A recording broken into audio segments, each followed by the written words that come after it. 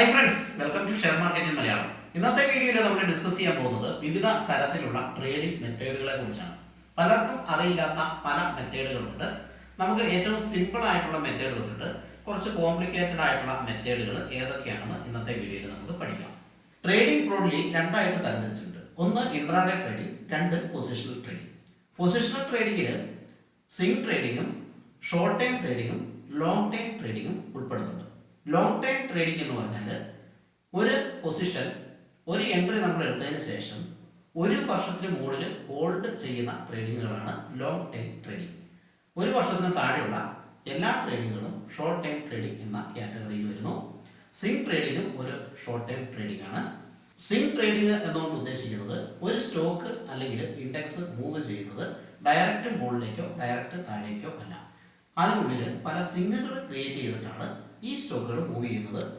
ആ സിങ്ങുകളിൽ ബൈയിങ്ങും സെല്ലിങ്ങും ഓപ്പർച്യൂണിറ്റി കണ്ടെത്തി ട്രേഡ് ചെയ്യുന്ന മെത്തേഡാണ് സ്വിംഗ് ട്രേഡിംഗ്. ഒരു വർഷത്തിന് താഴെയുള്ള എല്ലാ ട്രേഡിങ്ങുകളും ഷോർട്ട് ടൈം ട്രേഡിങ്ങിൽ പെടും. എന്നാൽ ഒരു ദിവസത്തിനകത്ത് നിൽക്കുന്ന ട്രേഡിങ് ഡേ ട്രേഡിങ്ങിൽ പെടും. അതിൻ്റെ മറ്റൊരു പേര് ഇൻട്രാഡേ ട്രേഡിംഗ് എന്നാണ്. ഈ ട്രേഡിങ്ങുകളിൽ ഏറ്റവും ഡിഫിക്കൽട്ട് ആയിട്ടുള്ള ട്രേഡിംഗ് ആണ് ഇൻട്രാഡേ ട്രേഡിംഗ്. ഒരു ദിവസത്തിനുള്ളിൽ ബൈയും സെല്ലും നമ്മൾ കംപ്ലീറ്റ് ചെയ്തിരിക്കണം. ഇൻട്രാഡേ ട്രേഡിംഗ് പല വിധത്തിലുണ്ട്. ഒന്ന്, ഇക്വിറ്റിയിൽ നമുക്ക് ഇൻട്രാഡേ ട്രേഡിംഗ് ചെയ്യാം. ഇക്വിറ്റിയിൽ രണ്ട് വിധത്തിലാണ് ഇൻട്രാഡേ ട്രേഡിംഗ് ചെയ്യുന്നത്. ഒന്ന്, ആദ്യം ബൈ ചെയ്തിട്ട് പിന്നീട് സെല്ല് ചെയ്യുന്ന മെത്തേഡ്.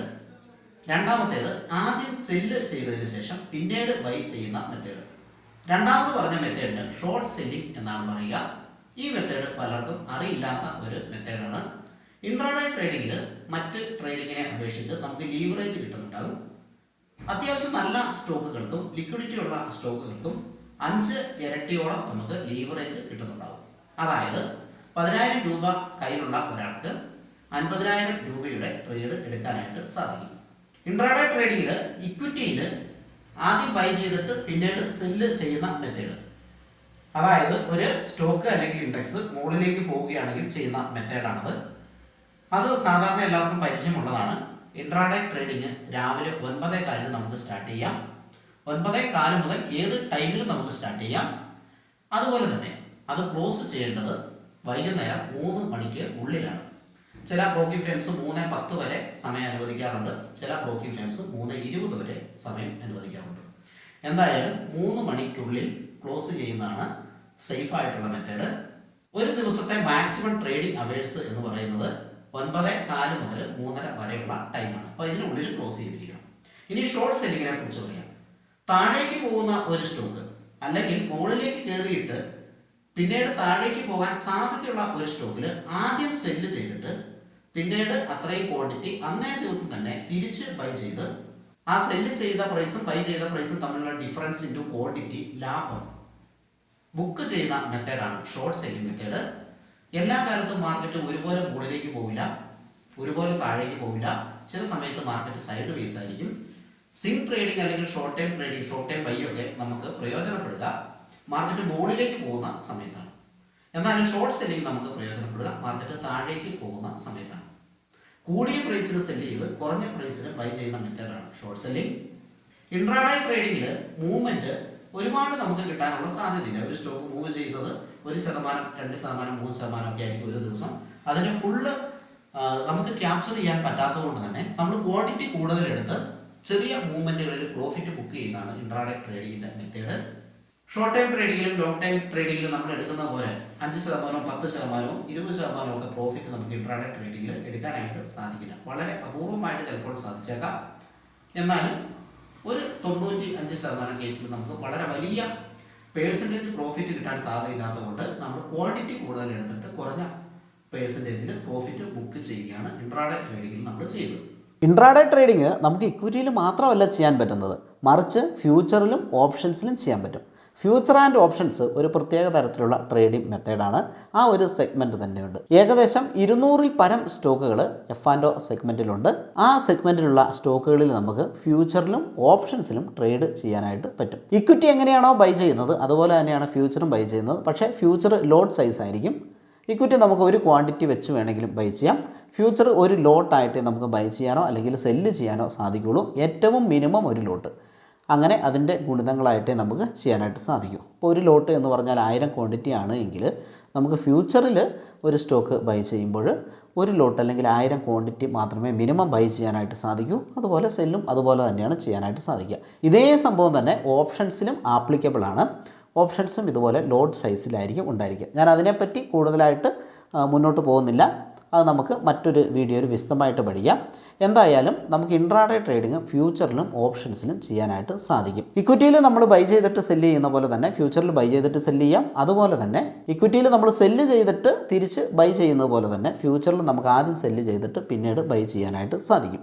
അതുപോലെ തന്നെ ഓപ്ഷൻസ് 2 തരമാണുള്ളത്, കോൾ ഓപ്ഷനും പുട്ട് ഓപ്ഷനും. ഓപ്ഷൻസ് നമുക്ക് ബൈ ചെയ്യാനായിട്ടും സെല്ല് ചെയ്യാനായിട്ടും സാധിക്കും. പക്ഷേ 2 തരം ഓപ്ഷൻ ഉള്ളത് കൊണ്ട് തന്നെ നമ്മൾ ഇക്വിറ്റിയിലോ അല്ലെങ്കിൽ ഫ്യൂച്ചറിലോ കാണുന്ന ഓപ്പറേഷൻസിനെ കഴിഞ്ഞും വളരെ വ്യത്യസ്തമായ ഓപ്പറേഷൻസാണ് ഓപ്ഷൻസിൽ വരിക. കോൾ ഓപ്ഷൻ നമ്മൾ ബൈ ചെയ്യുകയാണെങ്കിൽ മാർക്കറ്റ് മുകളിലേക്ക് പോകുമെന്ന കൺസെപ്റ്റിലാണ് നമ്മൾ കോൾ ഓപ്ഷൻ ബൈ ചെയ്യുന്നത്. ഈ ഓപ്ഷൻസും ഫ്യൂച്ചേഴ്സും ചെയ്യാനായിട്ട് താരതമ്യം കുറച്ച് പൈസ മതി. എസ്പെഷ്യലി ഓപ്ഷൻസ് ബൈ ചെയ്യാനായിട്ട് നമുക്ക് ചെറിയ പൈസ മതി. അതുപോലെ തന്നെ നമുക്ക് കിട്ടുന്ന പ്രോഫിറ്റ് കൂടുതലായിരിക്കും. കൂടുതൽ പ്രോഫിറ്റ് കിട്ടാനുള്ള സാധ്യതയുമുണ്ട്. അതുപോലെ തന്നെ ലോസ് വരികയാണെങ്കിൽ അത് കൂടുതൽ ലോസ് വരാനുള്ള സാധ്യതയുമുണ്ട്. ഞാൻ ആ കാര്യങ്ങളിലേക്ക് അധികം ദീർഘമായിട്ട് കിടക്കുന്നില്ല. ഫ്യൂച്ചറും ഓപ്ഷൻസും ഒക്കെ നന്നായിട്ട് പഠിക്കാൻ താല്പര്യമുള്ളവർക്ക് നമ്മുടെ F&O സെഗ്മെൻറ്റിലെ ഒരു കോഴ്സ് തന്നെയുണ്ട്. ഓഫ്ലൈൻ കോഴ്സാണ്, ഓപ്ഷൻ സ്ട്രാറ്റജീസ് വിത്ത് അഡ്ജസ്റ്റ്മെൻറ്റ് എന്ന് പറയുന്ന കോഴ്സ്. ആ കോഴ്സ് എടുക്കാൻ താല്പര്യമുള്ളവർക്ക് നമ്മുടെ ഷെയർ മാർക്കറ്റ് ഇൻ മലയാളം എന്ന് പറയുന്ന ആപ്ലിക്കേഷൻ ലിങ്ക് ഞാൻ ഡിസ്ക്രിപ്ഷനിൽ കൊടുക്കുന്നുണ്ട്. ആ ലിങ്കിൽ ക്ലിക്ക് ചെയ്ത് ആ ആപ്ലിക്കേഷൻ ഇൻസ്റ്റാൾ ചെയ്തിട്ട് നിങ്ങൾക്ക് വേണമെങ്കിൽ ഈ കോഴ്സ് പർച്ചേസ് ചെയ്യാവുന്നതാണ്. എന്തായാലും നമുക്ക് വീണ്ടും വീഡിയോയിലേക്ക് തന്നെ തിരിച്ചു വരാം. ഓപ്ഷൻസിൽ നമുക്ക് കോൾ ഓപ്ഷൻസും പുട്ട് ഓപ്ഷനും ഉണ്ടെന്ന് പറഞ്ഞു. 2 തരത്തിലുള്ള ഓപ്ഷൻസ് ഉണ്ട്. ഇതിൽ മാർക്കറ്റ് മുകളിലേക്ക് പോകും എന്ന് കരുതി ബൈ ചെയ്യുന്ന സെഗ്മെൻറ്റാണ് കോൾ ഓപ്ഷൻ. മാർക്കറ്റ് താഴേക്ക് പോകും എന്ന് കരുതി സെല്ല് ചെയ്യുന്ന സെഗ്മെൻറ്റാണ് പുട്ട് ഓപ്ഷൻ. ഇതേ സംഭവം തന്നെ നമുക്ക് തിരിച്ച് ചെയ്യാനായിട്ട് സാധിക്കും. ആദ്യം സെല്ല് ചെയ്തിട്ട് പിന്നീട് ബൈ ചെയ്യുന്ന മെത്തേഡ്, അതൊരു ഷോർട്ട് സെല്ലിംഗ് ആണ് എന്ന് നമുക്ക് പറയാനായിട്ട് പറ്റില്ല. കോൾ ഓപ്ഷനിൽ നമ്മൾ ആദ്യം സെല്ല് ചെയ്തതിന് ശേഷം പിന്നീട് തിരിച്ച് വാങ്ങുന്ന മെത്തേഡ്, അതായത് ആദ്യം സെല്ല് പിന്നീട് തിരിച്ച് വാങ്ങുന്നത്, അത് ഓപ്ഷൻ സെല്ലിംഗ് എന്നാണ് പറയപ്പെടുക. കോൾ ഓപ്ഷൻ നമ്മൾ ബൈ ചെയ്യുന്നത് മാർക്കറ്റ് മുകളിലേക്ക് പോകും എന്ന് കരുതിയാണെങ്കിൽ, കോൾ ഓപ്ഷൻ നമ്മൾ ആദ്യം സെല്ല് ചെയ്യുന്നത് മാർക്കറ്റ് താഴേക്ക് വരും എന്ന് കരുതിയാണ്. മാർക്കറ്റ് താഴേക്ക് വന്നില്ലെങ്കിലും അതിൽ പ്രോഫിറ്റ് കിട്ടാനുള്ള സാധ്യതയുണ്ട്. മാർക്കറ്റ് കുറച്ച് മുകളിലേക്ക് പോയാലും നമുക്ക് അതിൽ പ്രോഫിറ്റ് കിട്ടാനുള്ള സാധ്യതയുണ്ട്. അതേപോലെ തന്നെയാണ് പുട്ട് ഓപ്ഷൻ്റെ കാര്യം. പുട്ട് ഓപ്ഷൻ നമ്മൾ സെല്ല് ചെയ്യുന്നത് മാർക്കറ്റ് മുകളിലേക്ക് പോകും എന്നുള്ള കൺസെപ്റ്റിലാണ്. അതേസമയം പുട്ട് ഓപ്ഷൻ ബൈ ചെയ്യുന്നത് മാർക്കറ്റ് താഴേക്ക് വരും എന്നുള്ള കൺസെപ്റ്റിലാണ്. ഇനി പുട്ട് ഓപ്ഷൻ സെല്ല് ചെയ്തിട്ട് മാർക്കറ്റ് മുകളിലേക്ക് പോയില്ലെങ്കിലും നമുക്ക് പ്രോഫിറ്റ് കിട്ടാനുള്ള സാധ്യതയുണ്ട്. അതുപോലെ തന്നെ കുറച്ച് മാർക്കറ്റ് താഴേക്ക് വന്നാൽ പോലും നമുക്ക് പ്രോഫിറ്റ് കിട്ടാനുള്ള സാധ്യത ഉണ്ട്. അത് നമ്മുടെ ഓപ്ഷൻ്റെ കോഴ്സിൽ വിശദമായിട്ട് വിശദീകരിച്ചിട്ടുണ്ട്. കോഴ്സ് എടുത്ത് പഠിക്കുന്നവർക്ക് അത് മനസ്സിലാവുന്നതാണ്. കൂടാതെ നിങ്ങൾക്ക് ഓൺലൈൻ സപ്പോർട്ടും കിട്ടുന്നതാണ്. വാട്സപ്പ് നമ്പറും കാര്യങ്ങളൊക്കെ ബില്ലിലുണ്ട്. എന്നെ വിളിച്ചാൽ മതിയാകും, അല്ലെങ്കിൽ വാട്സപ്പ് ചെയ്താൽ മതിയാകും. നിങ്ങൾക്കുള്ള ഡൗട്ടുകൾ സൂം മീറ്റിങ്ങിൽ ക്ലിയർ ചെയ്യുന്നതാണ്. ഫ്യൂച്ചർ ആൻഡ് ഓപ്ഷൻസ് പഠിച്ചു കഴിഞ്ഞാൽ നമുക്ക് കിട്ടുന്ന മറ്റൊരു ഗുണം എന്താണെന്ന് വെച്ചാൽ, എല്ലാ സമയവും മാർക്കറ്റ് മുകളിലേക്ക് ആയിരിക്കില്ല. ഇപ്പോഴൊക്കെ മാർക്കറ്റ് താഴേക്കാണല്ലോ. എന്നാൽ ഈ സെഗ്മെൻറ്റ് നന്നായിട്ട് പഠിച്ച് ചെയ്യുന്നവർക്ക് ഇപ്പോഴും നല്ല പ്രോഫിറ്റ് കിട്ടാനുള്ള സാധ്യതയുണ്ട്. ഇപ്പോഴായിരിക്കും അവർക്ക് ഏറ്റവും കൂടുതൽ പ്രോഫിറ്റ് കിട്ടുന്നത്. അപ്പോൾ മാർക്കറ്റ് താഴേക്ക് പോയി എന്ന് കരുതിയിട്ട് F&O സെഗ്മെൻറ്റ് അറിയുന്നവർക്ക് ചിലപ്പോൾ ടെൻഷൻ ഉണ്ടാകണമെന്നില്ല. മാത്രവുമല്ല, നമ്മൾ ട്രേഡിംഗ് മെത്തേഡുകൾ കൂടി അറിഞ്ഞിരിക്കണം. സ്ട്രാറ്റജീസും അതിന് പറ്റിയ അഡ്ജസ്റ്റ്മെൻറ്റും, അതിൽ ചെയ്യാൻ പറ്റിയ അഡ്ജസ്റ്റ്മെൻറ്റുകൾ കൂടി നമ്മൾ അറിഞ്ഞിരുന്നു കഴിഞ്ഞിട്ടുണ്ടെങ്കിൽ ഈ സെഗ്മെൻറ്റിൽ മാർക്കറ്റ് മുകളിലേക്ക് പോയാലും താഴേക്ക് പോയാലും, ഇനി മാർക്കറ്റ് സൈഡ് വേസ് ആണെങ്കിൽ പോലും, ഇതൊക്കെ അറിയാവുന്ന ട്രേഡേഴ്സിന് അത്ര വലിയൊരു പ്രശ്നമുണ്ടാകാനുള്ള സാധ്യതയില്ല. മറിച്ച് മാർക്കറ്റ് താഴേക്ക് പോകുമ്പോഴായിരിക്കും അവർ ഏറ്റവും കൂടുതൽ പ്രോഫിറ്റ് ബുക്ക് ചെയ്യുന്ന ഒരു സിനാരിയോ ഉണ്ടാകുക. എൻ്റെ ഒരു സുഹൃത്ത് സ്ഥിരമായിട്ട് ചെയ്യുന്ന ഒരു ട്രേഡിംഗ് മെത്തേഡ് ഞാൻ പറഞ്ഞു തരാം. അദ്ദേഹം ഫെഡറൽ ബാങ്ക് 40 രൂപ വില ഉണ്ടായിരുന്നപ്പോൾ ഒരു ലോട്ട് ഫ്യൂച്ചർ വാങ്ങി. ഇപ്പോൾ അദ്ദേഹത്തിൻ്റെ കയ്യിൽ ഇക്വിറ്റിയും കിടപ്പുണ്ട്, ഒരു ലോട്ടിൽ കൂടുതലുണ്ട്. അദ്ദേഹം ആ ഒരു ബാങ്ക് വളരെയധികം അദ്ദേഹത്തിന് താല്പര്യമുള്ളതുകൊണ്ട് അദ്ദേഹം വാങ്ങിയതാണ്. പിന്നീട് ആ സ്റ്റോക്ക് മുകളിലേക്ക് പോയി. ഇപ്പോൾ തന്നെ 130ൻ്റെ മുകളിലെങ്ങാണ്ടാണ് ട്രേഡ് ചെയ്യുന്നത്.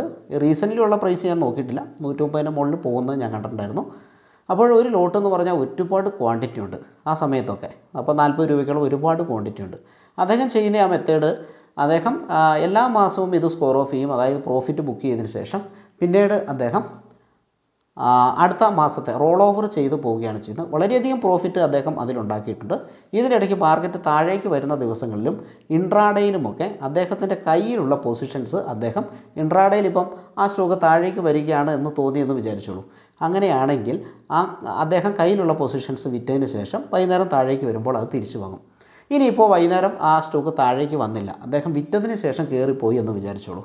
അദ്ദേഹം 40 രൂപയ്ക്ക് വാങ്ങിയ സ്റ്റോക്കാണ്, അല്ലെങ്കിൽ ഫ്യൂച്ചർ 40 രൂപയ്ക്കാണ് വാങ്ങിയിരിക്കുന്നത്. അത് അദ്ദേഹം ഏത് വിലയ്ക്ക്, ആ 40ന് മുകളിൽ ഏത് വിലയ്ക്ക് വിറ്റാലും അദ്ദേഹം പ്രോഫിറ്റിലാണ് വിൽക്കുന്നത്. അതിനുശേഷം അത് താഴേക്ക് വന്നാൽ അദ്ദേഹത്തിന് തിരിച്ചു വാങ്ങാം. അന്ന് വന്നിരിക്കുന്ന പ്രൈസ് ഡിഫറൻസ് അനുസരിച്ചുള്ള ലാഭം അദ്ദേഹത്തിൻ്റെ അക്കൗണ്ടിൽ വരികയും ഈ പൊസിഷൻ 40 രൂപയിലേക്ക് തിരിച്ചു പോവുകയും ചെയ്യും. അപ്പോൾ അങ്ങനെ ഒരു ട്രേഡിംഗ് മെത്തേഡ് കൂടിയുണ്ട്. കയ്യിലുള്ള പൊസിഷൻസ് നമുക്ക് വിറ്റിട്ട് വീണ്ടും തിരിച്ച് വാങ്ങാവുന്ന മെത്തേഡ്. ഇത് ഇൻഡെക്സിലൊക്കെ വളരെ നന്നായിട്ട് ചെയ്യാനായിട്ട് പറ്റും. ഫോർ എക്സാമ്പിൾ, നമുക്ക് നിഫ്റ്റി ബീസ് അല്ലെങ്കിൽ നിഫ്റ്റിയുടെ ഫ്യൂച്ചർ വാങ്ങിയിട്ട് കോൾ ഓപ്ഷൻ സെല്ല് ചെയ്യുന്ന മെത്തേഡ് ഉണ്ട്. അപ്പോൾ അത് ഇൻട്രാഡേ ആയിരിക്കില്ല ചെയ്യുക, അത് പൊസിഷനിലായിരിക്കും ചെയ്യുക. ലോസ് ലിമിറ്റഡ് ആണ്, എന്നാൽ പ്രോഫിറ്റ് അൺലിമിറ്റഡും അല്ല, പ്രോഫിറ്റും ലോസും അതിൽ ലിമിറ്റഡ് തന്നെയായിരിക്കും. അങ്ങനെയുള്ള മെത്തേഡുകളുണ്ട്. അപ്പോൾ അങ്ങനെ പല സ്ട്രാറ്റജികളും അപ്ലൈ ചെയ്യുന്നുണ്ട്. അപ്പോൾ എൻ്റെ സുഹൃത്ത് പിന്നീട് ചെയ്തത് എന്താണെന്ന് വെച്ചാൽ, അദ്ദേഹം ആ ഫ്യൂച്ചർ നല്ല പ്രോഫിറ്റിൽ വിറ്റതിന് ശേഷം അത്രയും ക്വാണ്ടിറ്റി ഇക്വിറ്റി സ്റ്റോക്ക് വാങ്ങി. അപ്പോൾ അദ്ദേഹത്തിന് സ്കോർ ഓഫ് ചെയ്യേണ്ട ആവശ്യം വരുന്നില്ല. ഇത് അദ്ദേഹത്തിന് ജീവിതകാലം മൊത്തം ഹോൾഡ് ചെയ്യാം. അതേസമയം ആ സ്റ്റോക്ക് താഴേക്ക് വരികയാണ് എന്ന് തോന്നിക്കഴിഞ്ഞിട്ടുണ്ടെങ്കിൽ അദ്ദേഹത്തിന് ആ സ്റ്റോക്കിൻ്റെ ഫ്യൂച്ചർ സെല്ല് ചെയ്യാനായിട്ട് സാധിക്കും. കാരണം ഇക്വിറ്റിയിൽ അത്രയും ക്വാണ്ടിറ്റി തന്നെ അദ്ദേഹത്തിൻ്റെ കയ്യിലുണ്ട്. അതുകൊണ്ട് തന്നെ അദ്ദേഹത്തിന് ഫ്യൂച്ചർ സെല്ല് ചെയ്യാം. ഫ്യൂച്ചർ സെല്ല് ചെയ്തിട്ട് ആ ഫ്യൂച്ചർ ഇന്നിപ്പോൾ താഴേക്ക് വന്നില്ലെങ്കിൽ ഹോൾഡ് ചെയ്യാം, എത്ര ദിവസം വേണമെങ്കിലും ഹോൾഡ് ചെയ്യാം. ആ സ്റ്റോക്ക് താഴേക്ക് വന്നു കഴിഞ്ഞാൽ അദ്ദേഹം ഫ്യൂച്ചറിൽ പ്രോഫിറ്റ് എടുക്കാം. താഴേക്ക് വന്നില്ല എങ്കിൽ അദ്ദേഹത്തിന് മൊത്തത്തിൽ കയ്യിലുള്ള മൊത്തം പൊസിഷൻ സ്കോർ ഓഫ് ചെയ്ത് കഴിഞ്ഞാൽ അദ്ദേഹത്തിന് നഷ്ടമുണ്ടാകില്ല. ഇതൊക്കെ കുറച്ച് അഡ്വാൻസ് രീതിയിലുള്ള ട്രേഡിംഗ് മെത്തേഡ്സാണ്. അപ്പോൾ ഈ മെത്തേഡുകളും നമ്മൾ ചെയ്യുന്നുണ്ട്. അപ്പോൾ അത് ഇൻട്രാഡേ മാത്രമല്ല, ഇത് പൊസിഷനിലായിട്ട് ചെയ്യുന്ന മെത്തേഡാണ് ഞാൻ പറഞ്ഞത്. എൻ്റെ സുഹൃത്ത് ആ ഒരു ഫെഡറൽ ബാങ്ക് എന്ന് പറയുന്ന സ്റ്റോക്കിൽ അദ്ദേഹം ലക്ഷങ്ങൾ അതിൽ ഇൻവെസ്റ്റ്മെൻ്റ് ഉണ്ട്. അദ്ദേഹം നല്ല ഒരു പ്രോഫിറ്റ് ജനറേറ്റ് ചെയ്തിട്ട് മിക്കപ്പോഴും എന്നോടത് പറയാറുണ്ട്. അദ്ദേഹം ഇത് ഇന്നലെ തുടങ്ങിയതല്ല, കോവിഡ് സമയത്താണ് അദ്ദേഹം ആ സ്റ്റോക്ക് വാങ്ങിയത്. 40 രൂപ വില ഉണ്ടായിരുന്നപ്പോൾ. പിന്നീട് ആണ് ഇതിൽ ട്രേഡ് ചെയ്തിട്ട് വളരെയധികം പ്രോഫിറ്റ് ജനറേറ്റ് ചെയ്യുകയുണ്ടായി. അപ്പോൾ അത് വൈസായിട്ട് നമ്മൾ ചെയ്യുന്ന ഒരു മെത്തേഡാണ്. അപ്പോൾ ഞാൻ അദ്ദേഹത്തിന് ഉപദേശിച്ച മറ്റൊരു മെത്തേഡ് എന്താണെന്ന് വെച്ചാൽ, എന്തായാലും അദ്ദേഹത്തിൻ്റെ കയ്യിൽ ഇക്വിറ്റി ഷെയർ ഉണ്ട്. അപ്പോൾ അദ്ദേഹത്തിന് കോൾ ഓപ്ഷൻ സെല്ല് ചെയ്യാനായിട്ട് സാധിക്കും. ഏത് പൊസിഷനിൽ കോൾ ഓപ്ഷൻ സെല്ല് ചെയ്താലും അദ്ദേഹത്തിന് നഷ്ടം വരില്ല. കാരണം അദ്ദേഹം ഇക്വിറ്റി വളരെയധികം ലാഭത്തിലാണ് നിൽക്കുന്നത്. അതുകൊണ്ട് തന്നെ കോൾ ഓപ്ഷൻ സെല്ല് ചെയ്തിട്ട് എക്സ്പയറി വരെ ഹോൾഡ് ചെയ്യാം. അതിന് മുമ്പ് നമുക്ക് നല്ല പ്രോഫിറ്റ് കിട്ടിയാൽ അത് ബുക്ക് ചെയ്യാം. അപ്പോൾ ഈ ഓപ്ഷൻ സെല്ല് ചെയ്ത് കഴിഞ്ഞാൽ നമുക്ക് മാർക്കറ്റ് നമ്മുടെ ഫേവറബിൾ ആയിട്ടുള്ള ഡയറക്ഷനിലേക്ക് അധികം പോയില്ലെങ്കിൽ പോലും പ്രോഫിറ്റ് കിട്ടാനുള്ള ചാൻസ് ഉണ്ട്. അപ്പോൾ അങ്ങനെയുള്ള ട്രേഡിംഗ് മെത്തേഡുകൾ കൂടി ഉണ്ട്. ഓക്കെ ഫ്രണ്ട്സ്, അധികം പരിചയമില്ലാത്ത കുറച്ച് ട്രേഡിംഗ് മെത്തേഡുകൾ കൂടി ഞാൻ ഈ വീഡിയോയിൽ ഉൾപ്പെടുത്തിയിട്ടുണ്ട്. ആദ്യം പറഞ്ഞു വന്നത് സാധാരണ മെത്തേഡാണെങ്കിലും പിന്നീടുള്ളത് കുറച്ച് കോംപ്ലിക്കേറ്റഡ് ആയിട്ടുള്ള മെത്തേഡാണ്. പക്ഷേ ഇത് നന്നായിട്ട് ശ്രദ്ധിച്ച് കേട്ട് കഴിഞ്ഞാൽ നിങ്ങൾക്ക് മനസ്സിലാവും. അറിയാവുന്ന പലരും ഉണ്ടാകാം, അറിയില്ലാത്തവർ ഇങ്ങനെയുള്ള മെത്തേഡുകൾ കൂടി ഉണ്ട് എന്ന് മനസ്സിലാക്കിയിരിക്കുക. നിങ്ങൾക്കറിയാവുന്ന വേറെ മെത്തേഡുകൾ എന്തെങ്കിലും ഉണ്ടെങ്കിൽ അത് കമൻറ്റ് സെക്ഷനിൽ കമൻറ്റ് ചെയ്യുക. മറ്റുള്ളവർ കൂടി അത് പ്രയോജനപ്പെടും. അതുപോലെ തന്നെ ഞാൻ പറയാൻ വിട്ടുപോയിട്ടുള്ള മെത്തേഡുകൾ, ഞാൻ സ്ക്രിപ്റ്റ് റെഡിയാക്കി വെച്ചല്ല പറഞ്ഞത്, മനസ്സിൽ നിന്ന് എൻ്റെ ഓർമ്മയിലുള്ള മെത്തേഡുകൾ ഞാൻ പറഞ്ഞു എന്നുള്ളൂ. അപ്പോൾ എന്തെങ്കിലും വിട്ടുപോയിട്ടുണ്ടെങ്കിൽ അതുകൂടി കമൻറ്റ് സെക്ഷനിൽ രേഖപ്പെടുത്തുക. ഇനിയിപ്പോൾ നിങ്ങൾക്ക് മനസ്സിലാകാത്ത ഏതെങ്കിലും മെത്തേഡ് ആണ് ഞാൻ പറഞ്ഞിട്ടുള്ളതെങ്കിൽ അതിനെക്കുറിച്ച് കൂടുതൽ ഡീറ്റെയിൽ ആയി വീഡിയോ വേണമെങ്കിൽ അതുകൂടി കമൻറ്റ് സെക്ഷനിൽ രേഖപ്പെടുത്തുക. എല്ലാവർക്കും happy Christmas, happy new year.